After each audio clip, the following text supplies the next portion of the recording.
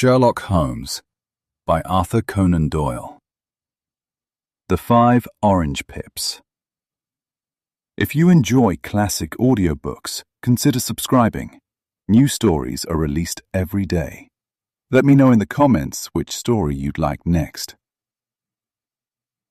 When I glance over my notes and records of the Sherlock Holmes cases between the years 82 and 90, I am faced by so many which present strange and interesting features that it is no easy matter to know which to choose and which to leave. Some, however, have already gained publicity through the papers, and others have not offered a field for those peculiar qualities which my friend possessed in so high a degree, and which it is the object of these papers to illustrate. Some, too, have baffled his analytical skill, and would be, as narratives, beginnings without an ending, while others have been but partially cleared up, and have their explanations founded rather upon conjecture and surmise than on that absolute logical proof which was so dear to him. There is, however, one of these last which was so remarkable in its details, and so startling in its results, that I am tempted to give some account of it, in spite of the fact that there are points in connection with it which never have been, and probably never will be, entirely cleared up. The year 87 furnished us with a long series of cases of greater or less interest, of which I retain the records. Among my headings under this one 12 months, I find an account of the adventure of the Paradol Chamber, of the Amateur Mendicant Society, who held a luxurious club in the lower vault of a furniture warehouse, of the facts connected with the loss of the British bark Sophie Anderson, of the singular adventures of the Grice Pattersons in the island of Uffa, and finally of the Camberwell poisoning case. In the latter, as may be remembered, Sherlock Holmes was able, by winding up the dead man's watch, to prove that it had been wound up 2 hours before, and that therefore the deceased had gone to bed within that time, a deduction which was of the greatest importance in clearing up the case. All these I may sketch out at some future date, but none of them present such singular features as the strange train of circumstances which I have now taken up my pen to describe. It was in the latter days of September, and the equinoctial gales had set in with exceptional violence. All day the wind had screamed, and the rain had beaten against the windows, so that even here in the heart of great, handmade London, we were forced to raise our minds for the instant from the routine of life, and to recognize the presence of those great elemental forces which shriek at mankind through the bars of his civilization, like untamed beasts in a cage. As evening drew in, the storm grew higher and louder, and the wind cried and sobbed like a child in the chimney. Sherlock Holmes sat moodily at one side of the fireplace, cross-indexing his records of crime, while I at the other was deep in one of Clark Russell's fine sea stories, until the howl of the gale from without seemed to blend with the text, and the splash of the rain to lengthen out into the long swash of the sea waves. My wife was on a visit to her mother's, and for a few days I was a dweller once more in my old quarters at Baker Street. "Why?" said I, glancing up at my companion. "That was surely the bell. Who could come tonight? Some friend of yours, perhaps?" "Except yourself, I have none," he answered. "I do not encourage visitors." "A client, then?" "If so, it is a serious case. Nothing less would bring a man out on such a day and at such an hour, but I take it that it is more likely to be some crony of the landlady's." Sherlock Holmes was wrong in his conjecture, however, for there came a step in the passage and a tapping at the door. He stretched out his long arm to turn the lamp away from himself and towards the vacant chair upon which a newcomer must sit. "Come in," said he.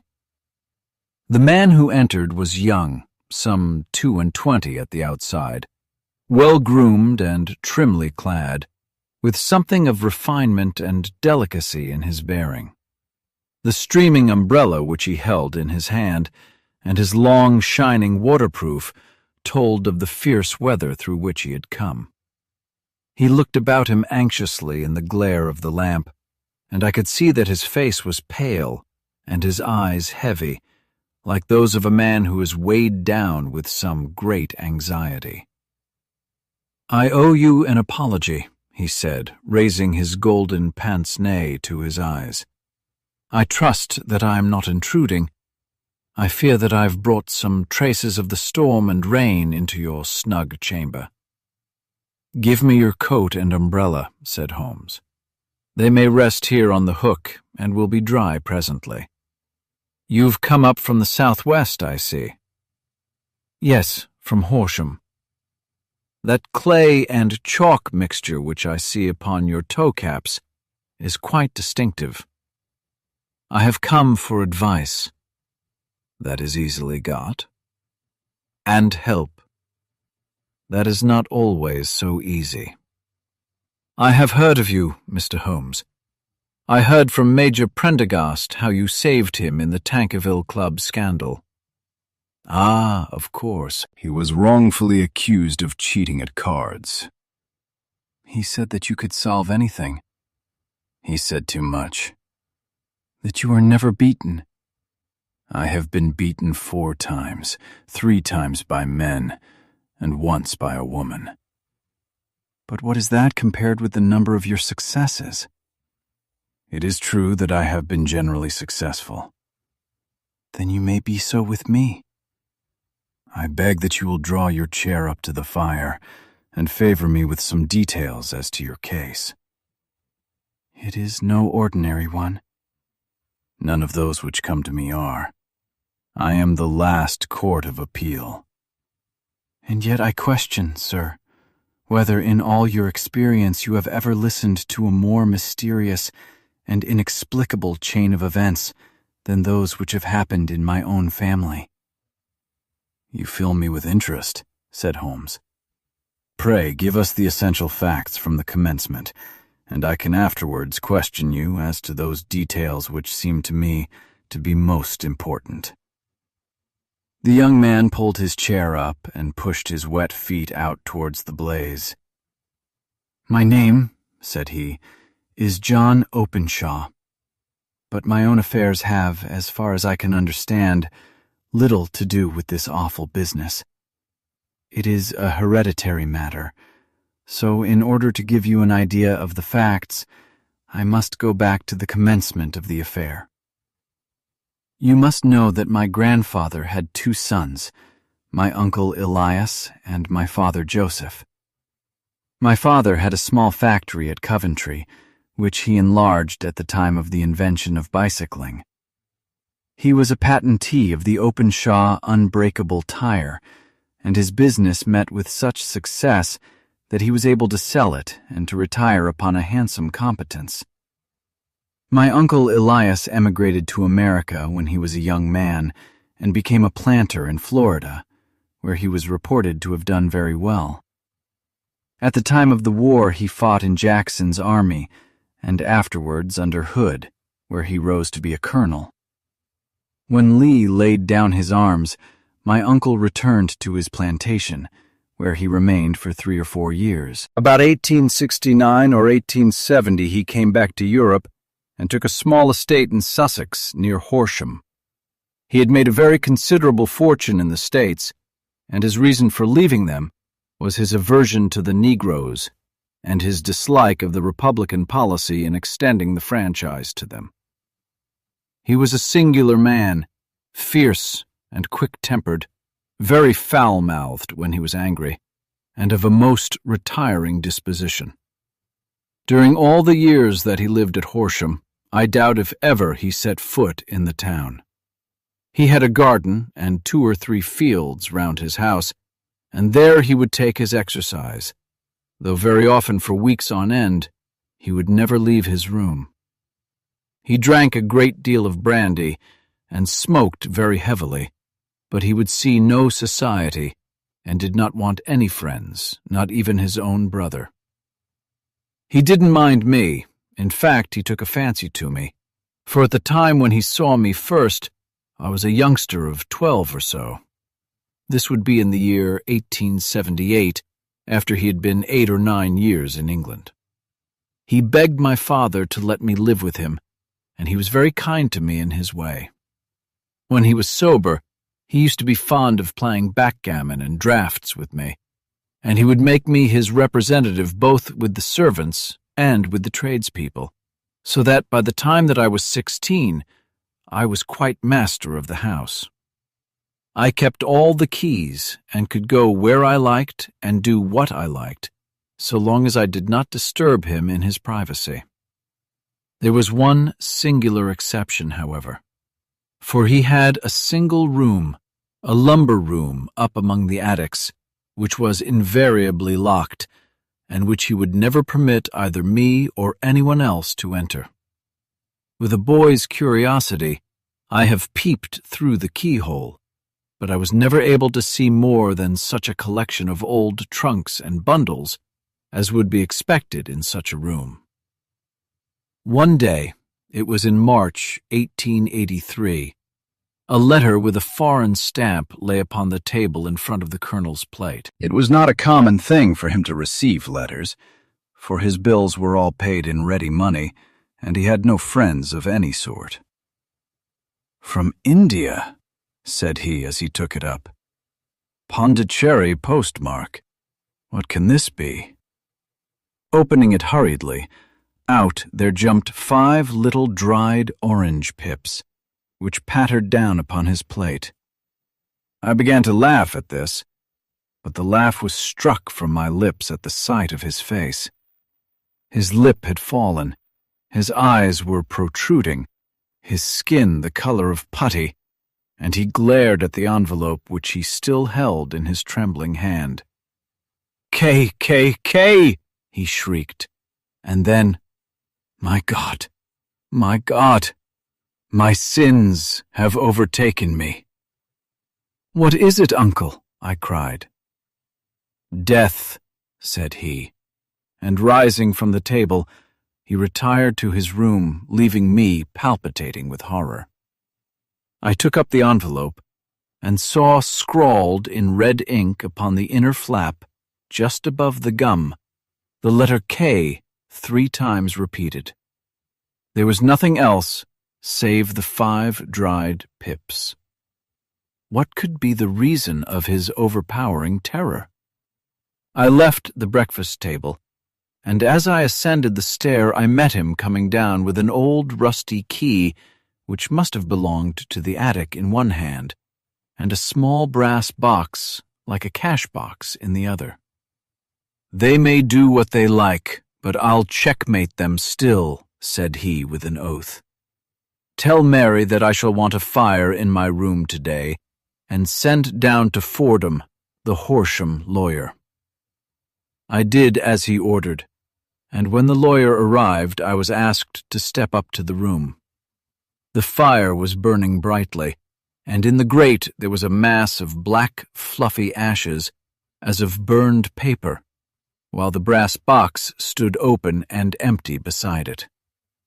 As I glanced at the box, I noticed, with a start, that upon the lid was printed the treble K, which I had read in the morning upon the envelope. "I wish you, John," said my uncle, "to witness my will. I leave my estate, with all its advantages and all its disadvantages, to my brother, your father, whence it will, no doubt, descend to you. If you can enjoy it in peace, well and good. If you find you cannot, take my advice, my boy, and leave it to your deadliest enemy. I'm sorry to give you such a two-edged thing, but I can't say what turn things are going to take. Kindly sign the paper where Mr. Fordham shows you." I signed the paper as directed, and the lawyer took it away with him. The singular incident made, as you may think, the deepest impression upon me, and I pondered over it and turned it every way in my mind, without being able to make anything of it. Yet I could not shake off the vague feeling of dread which it left behind, though the sensation grew less keen as the weeks passed, and nothing happened to disturb the usual routine of our lives. I could see a change in my uncle, however. He drank more than ever, and he was less inclined for any sort of society. Most of his time he would spend in his room, with the door locked upon the inside. But sometimes he would emerge in a sort of drunken frenzy, and would burst out of the house and tear about the garden with a revolver in his hand, screaming out that he was afraid of no man, and that he was not to be cooped up like a sheep in a pen by man or devil. When these hot fits were over, however, he would rush tumultuously in at the door and lock and bar it behind him, like a man who can brazen it out no longer, against the terror which lies at the roots of his soul. At such times I have seen his face, even on a cold day, glisten with moisture, as though it were new raised from a basin. Well, to come to an end of the matter, Mr. Holmes, and not to abuse your patience, there came a night when he made one of those drunken sallies from which he never came back. We found him, when we went to search for him, face downward in a little green-scummed pool, which lay at the foot of the garden. There was no sign of any violence, and the water was but 2 feet deep, so that the jury, having regard to his known eccentricity, brought in a verdict of suicide. But I, who knew how he winced from the very thought of death, had much ado to persuade myself that he had gone out of his way to meet it. The matter passed, however, and my father entered into possession of the estate and of some £14,000, which lay to his credit at the bank. "One moment," Holmes interposed. "Your statement is, I foresee, one of the most remarkable to which I have ever listened. Let me have the date of the reception by your uncle of the letter, and the date of his supposed suicide." "The letter arrived on March 10th, 1883. His death was 7 weeks later, upon the night of May 2nd. "Thank you. Pray proceed."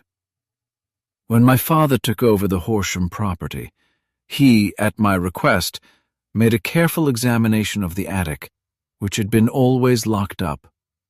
We found the brass box there, although its contents had been destroyed. On the inside of the cover was a paper label, with the initials of KKK repeated upon it, and letters, memoranda, receipts, and a register written beneath. These, we presume, indicated the nature of the papers which had been destroyed by Colonel Openshaw. For the rest, there was nothing of much importance in the attic, save a great many scattered papers and notebooks bearing upon my uncle's life in America. Some of them were of the wartime, and showed that he had done his duty well and had borne the repute of a brave soldier. Others were of a date during the Reconstruction of the Southern States, and were mostly concerned with politics, for he had evidently taken a strong part in opposing the carpetbag politicians who had been sent down from the North. Well, it was the beginning of '84 when my father came to live at Horsham, and all went as well as possible with us until the January of '85. On the 4th day after the New Year, I heard my father give a sharp cry of surprise as we sat together at the breakfast table. There he was, sitting with a newly opened envelope in one hand and 5 dried orange pips in the outstretched palm of the other one. He had always laughed at what he called my cock and bull story about the colonel, but he looked very scared and puzzled now that the same thing had come upon himself. "Why, what on earth does this mean, John?" he stammered. My heart had turned to lead. "It is K. K, said I. He looked inside the envelope. So it is, he cried. Here are the very letters. But what is this written above them? Put the papers on the sundial, I read, peeping over his shoulder. What papers? What sundial? He asked. The sundial in the garden. There is no other, said I. But the papers must be those that are destroyed. Pooh, said he, gripping hard at his courage. We are in a civilized land here, and we can't have tomfoolery of this kind. Where does the thing come from? From Dundee, I answered, glancing at the postmark. Some preposterous practical joke, said he. What have I to do with sundials and papers? I shall take no notice of such nonsense. I should certainly speak to the police, I said. And be laughed at for my pains, nothing of the sort. Then let me do so. No, I forbid you. I won't have a fuss made about such nonsense. It was in vain to argue with him, for he was a very obstinate man. I went about, however, with a heart which was full of forebodings. On the third day after the coming of the letter, my father went from home to visit an old friend of his, Major Freebody, who is in command of one of the forts upon Portsdown Hill. I was glad that he should go, for it seemed to me that he was farther from danger when he was away from home. In that, however, I was in error. Upon the second day of his absence, I received a telegram from the Major, imploring me to come at once. My father had fallen over one of the deep chalk pits which abound in the neighborhood, and was lying senseless, with a shattered skull. I hurried to him, but he passed away without having ever recovered his consciousness. He had, as it appears, been returning from Fareham in the twilight, and as the country was unknown to him, and the chalk pit unfenced, the jury had no hesitation in bringing in a verdict of death from accidental causes. Carefully as I examined every fact connected with his death, I was unable to find anything which could suggest the idea of murder. There were no signs of violence, no footmarks, no robbery, no record of strangers having been seen upon the roads. And yet, I need not tell you that my mind was far from at ease, and that I was well nigh certain that some foul plot had been woven round him. In this sinister way, I came into my inheritance. You will ask me why I did not dispose of it. I answer, because I was well convinced that our troubles were in some way dependent upon an incident in my uncle's life, and that the danger would be as pressing in one house as in another. It was in January 85 that my poor father met his end, and 2 years and 8 months have elapsed since then. During that time I have lived happily at Horsham, and I had begun to hope that this curse had passed away from the family, and that it had ended with the last generation. I had begun to take comfort too soon, however. Yesterday morning the blow fell in the very shape in which it had come upon my father. The young man took from his waistcoat a crumpled envelope, and, turning to the table, he shook out upon it 5 little dried orange pips. This is the envelope, he continued. The postmark is London, Eastern Division. Within are the very words which were upon my father's last message. K, K, K, and then put the papers on the sundial. What have you done? Asked Holmes. Nothing. Nothing? To tell the truth, he sank his face into his thin, white hands. I have felt helpless. I felt like one of those poor rabbits when the snake is writhing towards it. I seemed to be in the grasp of some resistless, inexorable evil, which no foresight and no precautions can guard against. "Tut, tut," cried Sherlock Holmes. "You must act, man, or you are lost. Nothing but energy can save you. This is no time for despair." "I have seen the police." "Ah, but they listened to my story with a smile. I'm convinced that the inspector has formed the opinion that the letters are all practical jokes, and that the deaths of my relations were really accidents, as the jury stated, and were not to be connected with the warnings." Holmes shook his clenched hands in the air. "Incredible imbecility!" he cried. "They have, however, allowed me a policeman who may remain in the house with me." "Has he come with you tonight?" "No, his orders were to stay in the house." Again Holmes raved in the air. "Why did you come to me?" he said. "And above all, why did you not come at once?" "I did not know.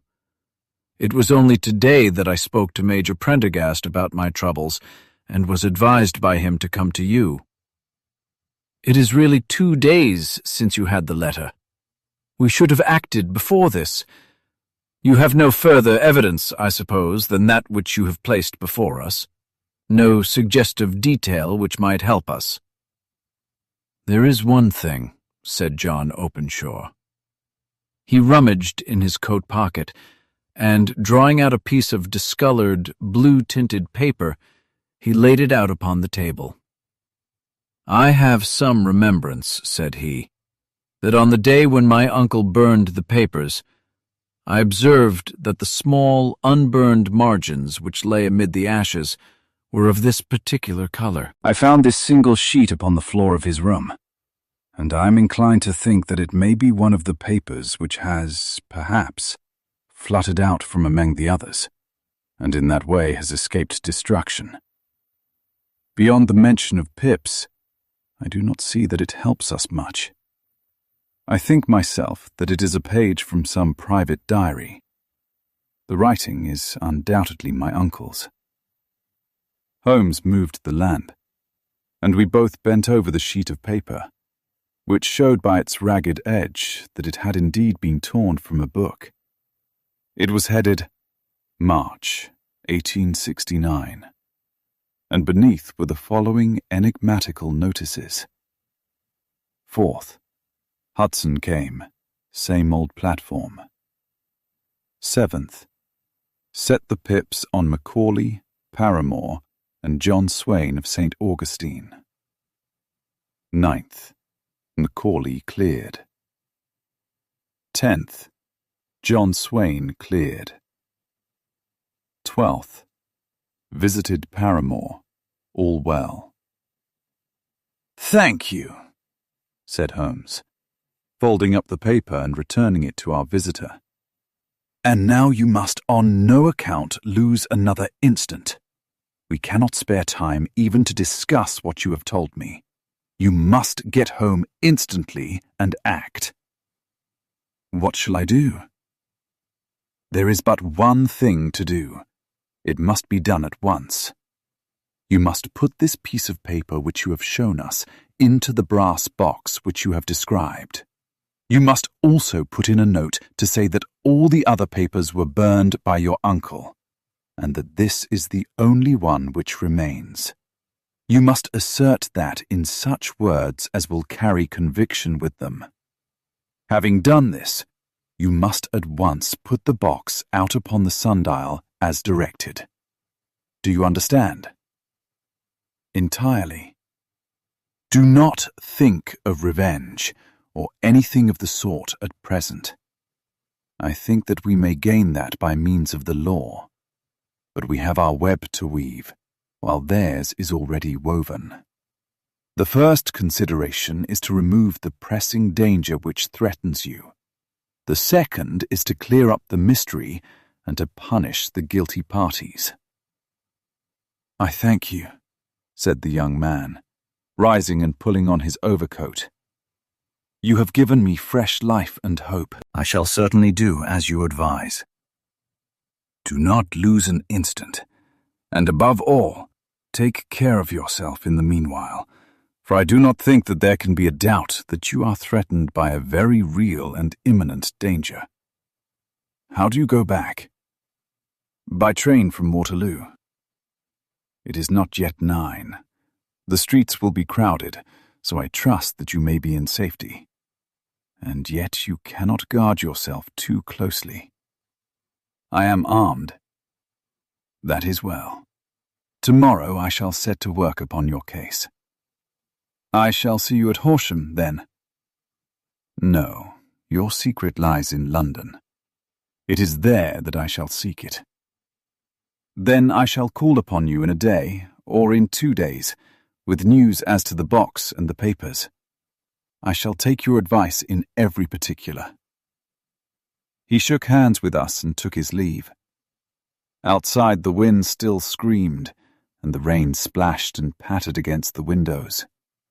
This strange, wild story seemed to have come to us from amid the mad elements, blown in upon us like a sheet of seaweed in a gale, and now to have been reabsorbed by them once more. Sherlock Holmes sat for some time in silence, with his head sunk forward, and his eyes bent upon the red glow of the fire. Then he lit his pipe, and leaning back in his chair he watched the blue smoke rings as they chased each other up to the ceiling. "I think, Watson," he remarked at last, "that of all our cases we have had none more fantastic than this. Save, perhaps, the sign of 4. Well, yes, save perhaps that. And yet this John Openshaw seems to me to be walking amid even greater perils than did the Sholtos." "But have you," I asked, "formed any definite conception as to what these perils are?" "There can be no question as to their nature," he answered. "Then what are they? Who is this KKK, and why does he pursue this unhappy family?"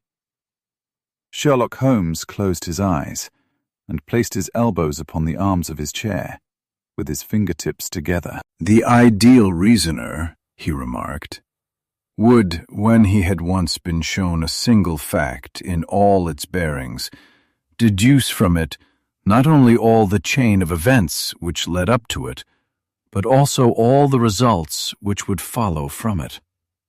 As Cuvier could correctly describe a whole animal by the contemplation of a single bone, so the observer who has thoroughly understood one link in a series of incidents should be able to accurately state all the other ones, both before and after. We have not yet grasped the results which the reason alone can attain to.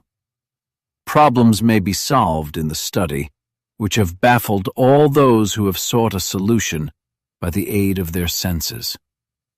To carry the art, however, to its highest pitch, it is necessary that the reasoner should be able to utilize all the facts which have come to his knowledge, and this in itself implies, as you will readily see, a possession of all knowledge, which, even in these days of free education and encyclopedias, is a somewhat rare accomplishment.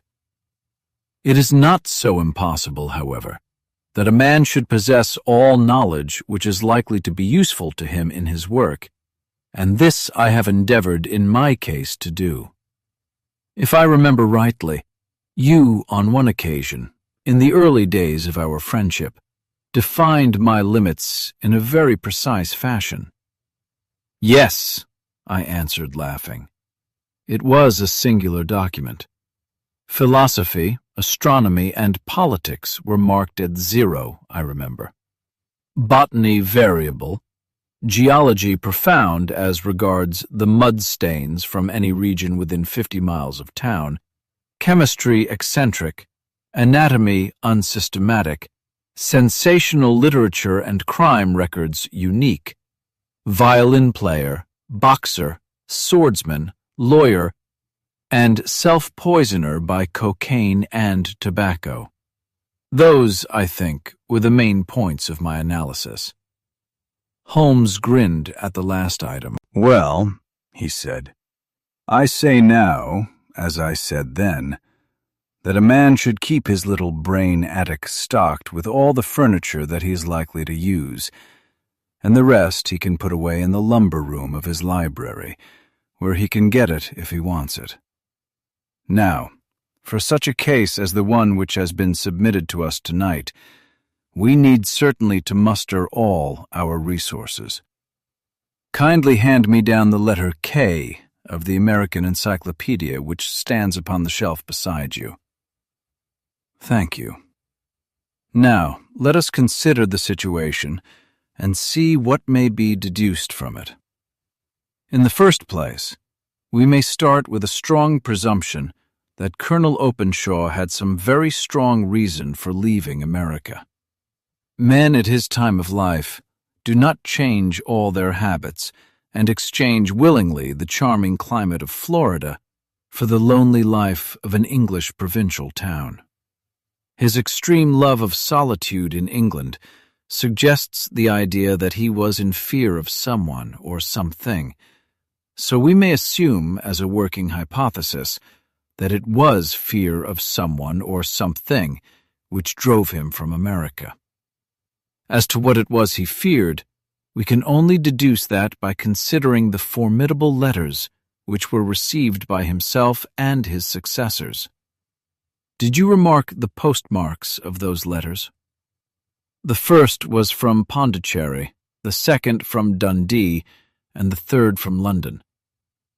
From East London.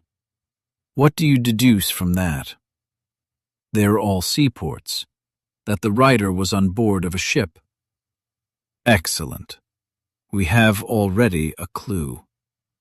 There can be no doubt that the probability, the strong probability, is that the writer was on board of a ship. And now let us consider another point. In the case of Pondicherry, 7 weeks elapsed between the threat and its fulfillment. In Dundee, it was only some 3 or 4 days. Does that suggest anything? A greater distance to travel. But the letter had also a greater distance to come. Then I do not see the point. There is at least a presumption that the vessel in which the man or men are is a sailing ship. It looks as if they always send their singular warning or token before them when starting upon their mission. You see how quickly the deed followed the sign when it came from Dundee. If they had come from Pondicherry in a steamer, they would have arrived almost as soon as their letter. But, as a matter of fact, 7 weeks elapsed. I think that those 7 weeks represented the difference between the mail boat which brought the letter and the sailing vessel which brought the writer. It is possible. More than that, it is probable. And now you see the deadly urgency of this new case, and why I urged young Openshaw to caution.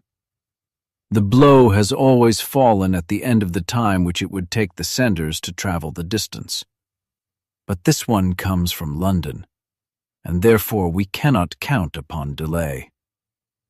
Good God, I cried. What can it mean, this relentless persecution? The papers which Openshaw carried are obviously of vital importance to the person or persons in the sailing ship. I think that it is quite clear that there must be more than one of them. A single man could not have carried out 2 deaths in such a way as to deceive a coroner's jury. There must have been several in it, and they must have been men of resource and determination. Their papers they mean to have, be the holder of them who it may. In this way, you see, KKK ceases to be the initials of an individual and becomes the badge of a society. But of what society? Have you never, said Sherlock Holmes, bending forward and sinking his voice, have you never heard of the Ku Klux Klan? I never have. Holmes turned over the leaves of the book upon his knee. "Here it is," said he presently. Ku Klux Klan, a name derived from the fanciful resemblance to the sound produced by cocking a rifle. This terrible secret society was formed by some ex-Confederate soldiers in the southern states after the Civil War, and it rapidly formed local branches in different parts of the country, notably in Tennessee, Louisiana, the Carolinas, Georgia, and Florida. Its power was used for political purposes, principally for the terrorizing of the Negro voters and the murdering and driving from the country of those who were opposed to its views. Its outrages were usually preceded by a warning sent to the marked man in some fantastic but generally recognized shape: a sprig of oak leaves in some parts, melon seeds or orange pips in others. On receiving this, the victim might either openly abjure his former ways or might fly from the country. If he braved the matter out, death would unfailingly come upon him, and usually in some strange and unforeseen manner. So perfect was the organization of the society, and so systematic its methods, that there is hardly a case upon record where any man succeeded in braving it with impunity, or in which any of its outrages were traced home to the perpetrators. For some years, the organization flourished in spite of the efforts of the United States government and of the better classes of the community in the South. Eventually, in the year 1869, the movement rather suddenly collapsed, although there have been sporadic outbreaks of the same sort since that date. "You will observe," said Holmes, laying down the volume, "that the sudden breaking up of the society was coincident with the disappearance of Openshaw from America with their papers. It may well have been cause and effect. It is no wonder that he and his family have some of the more implacable spirits upon their track." You can understand that this register and diary may implicate some of the first men in the South, and that there may be many who will not sleep easy at night until it is recovered. Then the page we have seen is such as we might expect. It ran, if I remember right, "Sent the pips to A, B, and C," that is, sent the society's warning to them.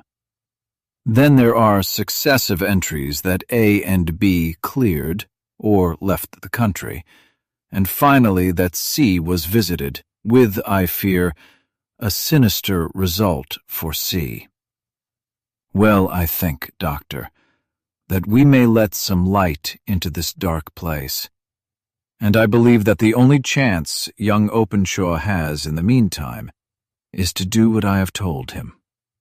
There is nothing more to be said or to be done tonight, so hand me over my violin, and let us try to forget for half an hour the miserable weather and the still more miserable ways of our fellow men.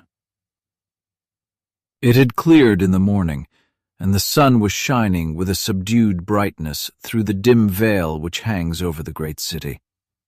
Sherlock Holmes was already at breakfast when I came down.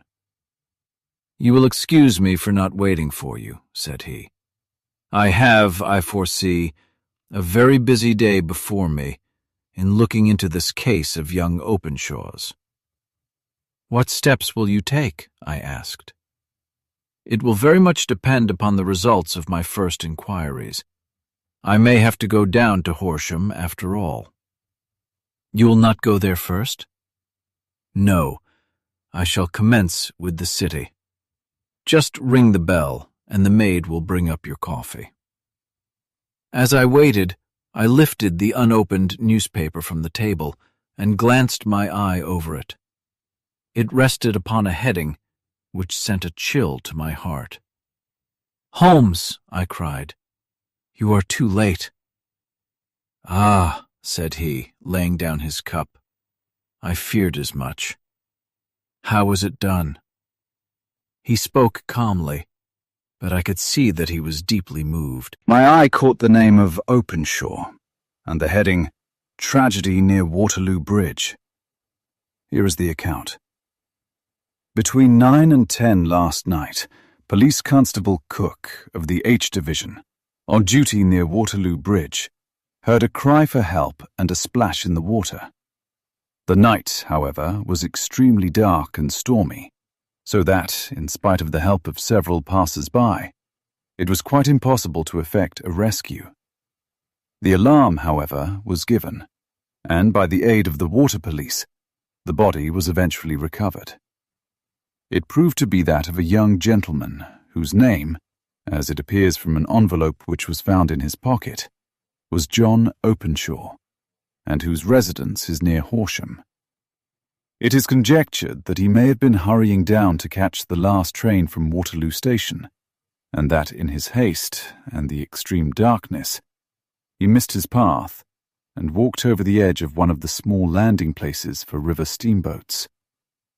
The body exhibited no traces of violence, and there can be no doubt that the deceased had been the victim of an unfortunate accident, which should have the effect of calling the attention of the authorities to the condition of the riverside landing stages. We sat in silence for some minutes, Holmes more depressed and shaken than I had ever seen him. "That hurts my pride, Watson," he said at last. "It is a petty feeling, no doubt, but it hurts my pride. It becomes a personal matter with me now, and if God sends me health, I shall set my hand upon this gang. That he should come to me for help, and that I should send him away to his death." He sprang from his chair and paced about the room in uncontrollable agitation, with a flush upon his sallow cheeks, and a nervous clasping and unclasping of his long, thin hands. "They must be cunning devils," he exclaimed at last. "How could they have decoyed him down there? The embankment is not on the direct line to the station. The bridge, no doubt, was too crowded, even on such a night, for their purpose. Well, Watson, we shall see who will win in the long run. I'm going out now." "To the police?" "No, I shall be my own police. When I have spun the web, they may take the flies, but not before." All day I was engaged in my professional work, and it was late in the evening before I returned to Baker Street. Sherlock Holmes had not come back yet. It was nearly 10 o'clock before he entered, looking pale and worn. He walked up to the sideboard, and tearing a piece from the loaf, he devoured it voraciously, washing it down with a long draught of water. "You are hungry," I remarked. "Starving. It had escaped my memory. I've had nothing since breakfast." "Nothing?" "Not a bite. I had no time to think of it." "And how have you succeeded?" "Well, you have a clue." "I have them in the hollow of my hand. Young Openshaw shall not long remain unavenged. Why, Watson, let us put their own devilish trademark upon them. It is well thought of." "What do you mean?" He took an orange from the cupboard, and tearing it to pieces, he squeezed out the pips upon the table. Of these he took 5, and thrust them into an envelope. On the inside of the flap he wrote, "S.H. for J.O." Then he sealed it, and addressed it to Captain James Calhoun, Bark Lone Star, Savannah, Georgia. "That will await him when he enters port," said he, chuckling. "It may give him a sleepless night. He will find it as sure a precursor of his fate as Openshaw did before him." "And who is this Captain Calhoun?" "The leader of the gang. I shall have the others, but he first." "How did you trace it, then?" He took a large sheet of paper from his pocket, all covered with dates and names. "I have spent the whole day," said he, over Lloyd's registers and files of the old papers, following the future career of every vessel which touched at Pondicherry in January and February in '83. There were 36 ships of fair tonnage which were reported there during those months. Of these, one, the Lone Star, instantly attracted my attention, since, although it was reported as having cleared from London, the name is that which is given to one of the states of the Union. Texas, I think. I was not, and am not sure which, but I knew that the ship must have an American origin. What then? I searched the Dundee records, and when I found that the bark Lone Star was there in January '85, my suspicion became a certainty. I then inquired as to the vessels which lay at present in the port of London. Yes, the Lone Star had arrived here last week. I went down to the Albert Dock and found that she had been taken down the river by the early tide this morning, homeward bound to Savannah. I wired to Gravesend and learned that she had passed some time ago, and as the wind is easterly, I have no doubt that she is now past the Goodwins and not very far from the Isle of Wight. What will you do then? Oh, I have my hand upon him. He and the two mates are, as I learn, the only native-born Americans in the ship. The others are Finns and Germans. I know, also, that they were all three away from the ship last night. I had it from the stevedore who has been loading their cargo.